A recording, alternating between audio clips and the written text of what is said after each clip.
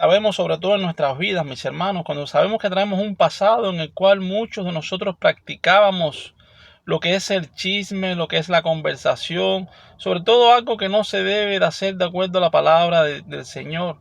Quizás muchas veces hemos tenido, sobre todo, la perturbadora experiencia de terminar una conversación con un familiar, con un amigo, con un compañero de trabajo, pero sobre todo irnos y preguntarnos si es que lo que acabamos de decir fue un chisme. Sí, mis hermanos, muchas veces, a veces hasta yo mismo me he preguntado en mi cabeza si he quedado involucrado en un chisme sobre otras personas. ¿Por qué? Porque sabemos que a veces es difícil saberlo, pero sabemos que el chisme es un pecado sobrio, borroso, en sus bordes, sobre todo cuando callamos nuestras conversaciones por discreción y cuando son simplemente susurros deliciosos del chismoso.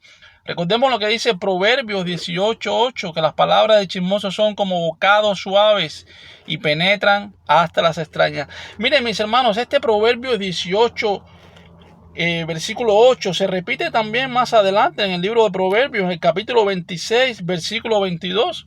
Este mismo de Proverbios se hace dos formas en el libro de Proverbios. Recordemos que cuando nueva información sobre otra persona llega a nuestros oídos, llega a nuestras mentes, sobre todo, tenemos muchas opciones.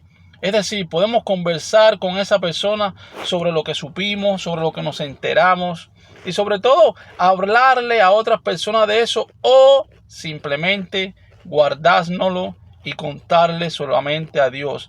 En ese closet, en ese cuarto, en ese rincón donde nosotros vamos a hablar con el Señor, podemos plantear la situación de lo que nos hemos enterado, de aquello que nos agobia, de un amigo, de un familiar, por lo que esté pasando, mis hermanos. El chisme es cortar a espaldas de alguien lo que debes decirle a la cara y no decírselo nada en su cara cuando lo tienes de frente. Cuando vamos y hablamos con nuestras esposas, nuestros hijos, un familiar, un amigo y contamos cosas que debemos de guardar y solamente si acaso necesita oración, podemos orar al Señor por ese chisme, por esa persona, por esa situación que está pasando.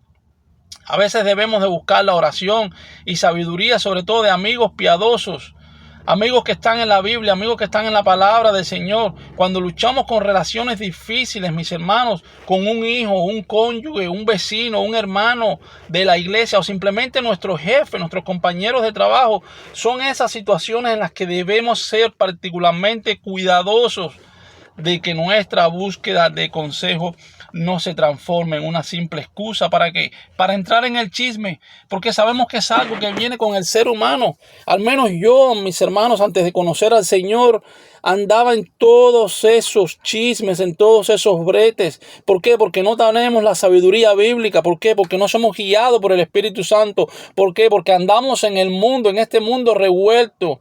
Como dice la palabra, que a lo bueno le llaman malo y a lo malo le llaman bueno.